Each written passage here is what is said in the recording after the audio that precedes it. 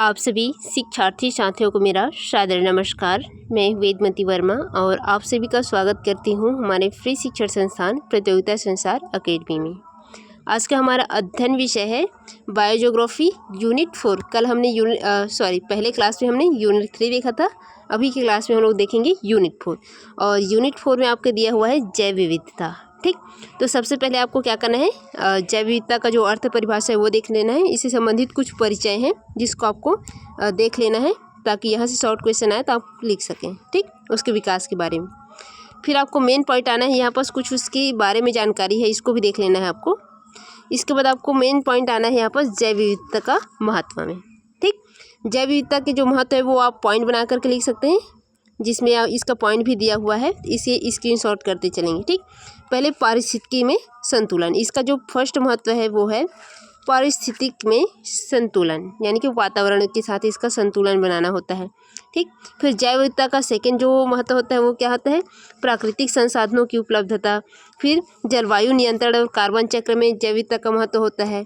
इसके साथ साथ ही आप लोग देखेंगे तो आर्थिक लाभ में भी इसका महत्व होता है, सांस्कृतिक मानसिक कल्याण में भी इसका महत्व होता है और खाद्य सुरक्षा में भी इसका महत्व होता है। ठीक, तो आप लोगों को मैं शॉर्ट पॉइंट बताते जा रहा हूँ, मेन पॉइंट को आपको अपने से अध्ययन करना है, समय नहीं है हमारे पास। ठीक, तो नोट मैं प्रोवाइड करा देती हूँ, पढ़ना आपका काम है।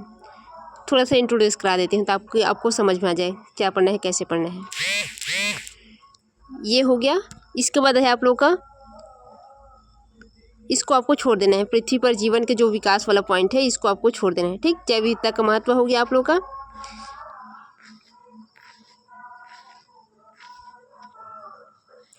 अब आपको यहाँ पास आना है जैव विविधता के प्रकार के पास। ठीक, जैव विविधता के प्रकार में आपको ये इंट्रोडक्शन देखना है। इसके बाद इसके प्रकार है फर्स्ट अनुवांशिक विविधता।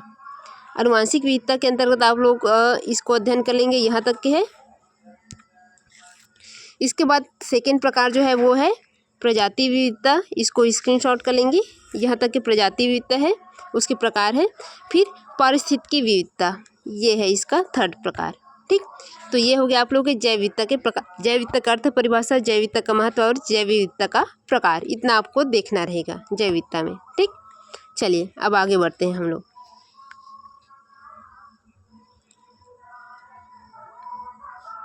अब ये उसी का पॉइंट है, इसमें कुछ ऐड कर दिया है नोट बना करके। जैव विविधता के जो प्रकार है या अवधारणा है उसको आपको इसमें सम्मिलित करना है, जिसमें आपको 3 प्रकार की जैव विविधता हम लोग देखे हैं, अनुवांशिक, प्रजाति और जो आपका पारिस्थितिक तंत्री है वो वाला है। इसी को शॉर्ट में कर दिए थे क्वेश्चन आंसर टाइप। ठीक, तो पहले आपको दिखा चुके हैं। इसमें एक चीज़ और देख लेना है आप लोगों को, ये तो शॉर्ट है शायद ना दिख पाए, क्वालिटी आप लोग बढ़ा करके देखेंगे। ठीक, इसमें जैव विविधता के मापन की जो पैमाना है वो दिया हुआ है, अल्फा, बीटा और गामा, ये 3 इसके मापन के पैमाना होते हैं। यदि आपके एग्जाम में आ जाए तो इसको लिख लेना। ये अल्फा विविधता होता है, बीटा विविधता और गामा विविधता, ये 3 प्रकार के इसके मापक के पैमाने हैं। ठीक, तो आपको इसको ध्यान से देख लेना है, यदि एग्जाम में आता है तो इसको भी आपको लिखना पड़ेगा, मापक के जो पैमाने हैं उसको, अल्फा, बीटा और गामा। ठीक, इसके अंदर क्या होता है ये सभी बताना पड़ेगा। फिर नेक्स्ट आता है आपको में बायोम्स। चलिए अब इसमें सबसे पहले आपको बायोम्स का प्रकार या बायोम्स के आशय देखना है, यानी कि अर्थ है। इसके बाद इसकी परिभाषा देखना है। ठीक, इसके बाद हमको क्या देखना है, बायोम्स के प्रकार देखना है। सेकंड में बायोम्स के प्रकार, बायोम्स के कौन कौन से प्रकार होते हैं, तो ये आप लोग का फॉरेस्ट बायोम होता है, वन बायोम, मरुस्थलीय बायोम होता है, फिर घास भूमि का बायोम होता है और जलीय होता है और उष्ण प्रदेशीय बायोम होता है। इसमें सामान्य रूप से देखें तो हम लोग स्थलीय हो गया, जलीय हो गया, इस प्रकार से देखते हैं। ठीक, तो ये इसकी टाइप्स है। अब यहाँ पर आप लोग को मिल जाएगा इसका व्याख्या, यानी कि एक्सप्लेनेशन बायोम का।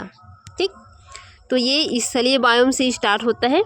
इसमें स्थलीय बायोम का भी बहुत सारे प्रकार यहाँ पर दिया हुआ है, जिसमें उष्णकटिबंधीय, मानसूनी बायोम, शीतोष्ण बायोम, शंकुधारी कोर बायोम, भूमध्य सागरीय बायोम, सवाना बायोम, घास बायोम, प्रेरी, स्टेपी, अर्धशुष्क प्रदेश, ये सभी यानी कि जितने भी आपके पादप क्षेत्र हैं वो सभी आपके इसके बायोम में आते हैं। फिर जलीय बायोम में आप लोग देखेंगे, स्थलीय बायोम तो हो गया, जलीय बायोम में आप लोग आएंगे तो बहुत सारे आपके जलीय बायोम भी यहाँ पर दिया हुआ है। फिर आपके बुक सिलेबस में एक विशेष टॉपिक दिया हुआ है जिसमें ट्रॉपिकल बायोम्स ऐसे करके टॉपिक दिया है। है ना। तो उसमें आप लोग का उष्णकटिबंधीय सदाबहार वन या वर्षा वन, जिसमें आप लोग का ये वाला आता है, ट्रॉपिकल वाला आता है, ठीक। फिर मानसूनी वाला दिया हुआ है आपके सिलेबस में, तो ये आप लोग का अलग से क्वेश्चन उसमें बन है ना। बड़ा क्वेश्चन आएगा तो पूरा को लिखना पड़ेगा, और टॉपिक वाइज आएगा तो आपको ये लिखना पड़ेगा, उष्णकटिबंधीय सदाबहार वर्षा वन, यानी कि ट्रॉपिकल बायो वहाँ लग गया, ठीक। ट्रॉपिकल बायो में आप लोग देखेंगे, मैं थोड़ा बड़ा कर देती हूँ इसको, ये है। इसमें इसकी पूरी जो स्थिति विस्तार है, जलवायु है, वनस्पति है, प्राणी है, पूरा विशेषता इसमें दिया है। फिर आप लोग का मानसूनी पर्णपाती बायोम यदि आता है तो आपको ये वाला देखना है, ठीक।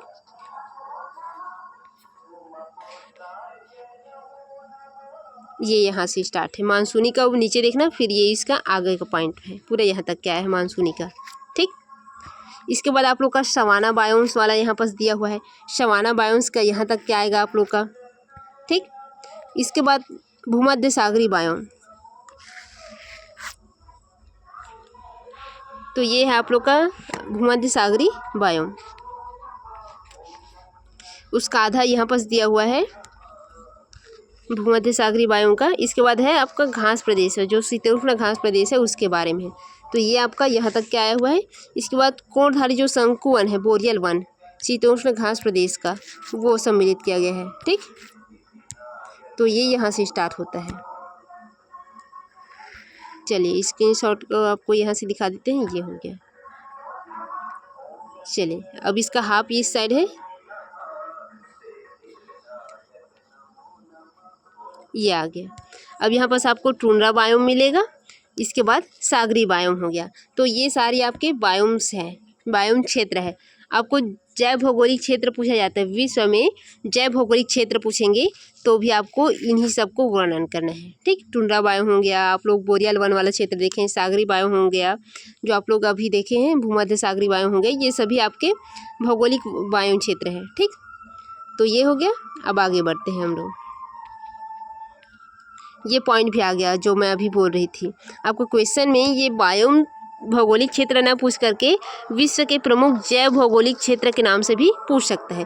इसमें भी आपको उन्हीं सभी पॉइंटों को वर्णित करना है। यहाँ पर कुछ टेबल वितरण में आपको डाल तो दिए हैं, ये इसका टेबल है, उसी में आपको जोड़ देना है, और साथ में जो आपको वर्णन वापस मिला है उसको इसमें सम्मिलित करना है, ठीक। तो ये 8 जैव भौगोलिक क्षेत्र है, और इसकी जो व्याख्या है वो ऊपर वाले क्षेत्र में दिया हुआ है, ठीक। चलिए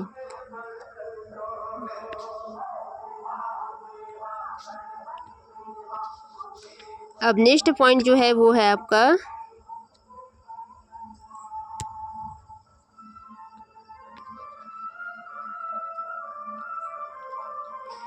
कृपया क्वालिटी बढ़ा करके देखेंगे, जैव विविधता का संरक्षण, ठीक। रुक जाइए, पेन थोड़ा सा।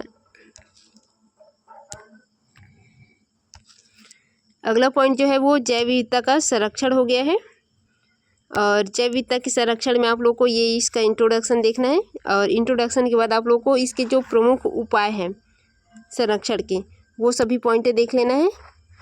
प्रमुख उपाय के बाद आपको इधर आना है, प्रमुख उपाय के बाद आप लोग को जैव विविधता के संरक्षण की जो विधियां हैं वो यहाँ पर दी हुई है।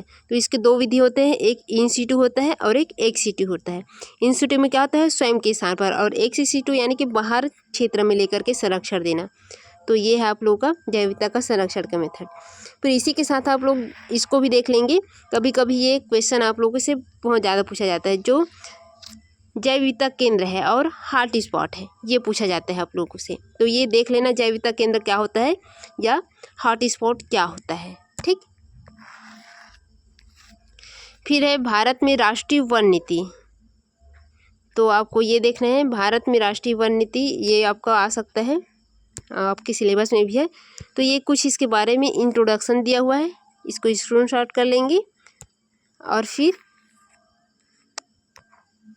ये है भारत की जैव विविधता नीति के बारे में, ये भी इंट्रोडक्शन का ही पार्ट है, यहाँ से इसका स्टार्ट होता है। जो राष्ट्रीय वन नीति बना है, राष्ट्रीय वन नीति की जो विशेषताएं हैं और लक्ष्य हैं, ठीक, ये इस प्रकार से हैं। तो इसकी इंट्रोडक्शन को कुछ लाइन याद कर लेना, इसके बाद इसकी जो विशेषताएं हैं और लक्ष्य है इसको आपको याद करना है मेन, ठीक। अब इसके बाद आप लोग नीचे आ जाएंगे, तो नीचे आएंगे तो उसके ये तो लक्ष्य का ही पार्ट है, इतना जो है वो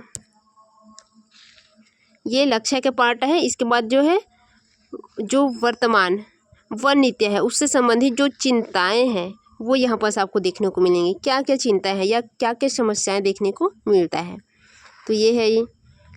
ठीक, स्क्रीनशॉट ले लेंगी। फिर आगे बढ़ते हैं तो हमको मिलता है जो वन नीति है 2018 वाला, ये वाला है। और इसके बाद है भारत सरकार द्वारा किए गए कुछ प्रयास यहाँ पर सम्मिलित कर दिए हैं। ठीक, तो ये इसके बारे में कुछ मेजर हो गए। फिर आगे हम लोग बढ़ते हैं इसी में। तो ये जितने भी वन नीति अब तक क्या हैं उसको मैंने इसमें सम्मिलित कर दिया है। ठीक, तो आप लोग थोड़ा क्वालिटी बढ़ा करके देख लेंगे। अब तक के जितने भी वन नीतियाँ हैं उसके बारे में ये इसका प्रस्तावना हो गया वन नीति का। इसके बाद जितने भी वन नीतियाँ हैं वो सभी इसमें सम्मिलित किया हुआ है। पहला वन नीति जो है वो 1894 में आया है, औपनिवेशिक समय में, जिस समय भारत का उपनिवेश था, अंग्रेजों का उपनिवेश था भारत, उस समय का है। उस समय विशेषता क्या रही थी ये सभी दिया हुआ है। ठीक, इसके बाद आप लोग का जो सेकेंड वन नीति आया था वो 1952 में आया था। इसके बाद जो वन नीति थर्ड वाला आया वो आया है आप लोग के 1988 को। इसके बाद 1988 के बाद आप लोग का जो वन नीति है वो वर्तमान टाइम में चल ही रहा है। ठीक, तो ये सभी है आप लोग का वन नीति और इसका विश्लेषण वगैरह यहाँ पर दिया हुआ है। और ये इसका टेबल भी है वन नीति का। ठीक, कौन कौन सा वन नीति आया, तो 1894, फिर 1952, फिर 1988 का। ठीक, तो ये हो गया आप लोग का वन नीति और फिर यहाँ से इसका निष्कर्ष। तो ये हो गया यूनिट 4 इसका कंप्लीट। ठीक, तो ये बायोज्योग्राफी का कंप्लीट हो गया। इसके आप लोग अच्छे से अध्ययन कर लेंगे। समय के अभाव की वजह से आप लोग को ऐसे शॉर्ट में थोड़ा सा बताना पड़ गया। तो आज के लिए धन्यवाद।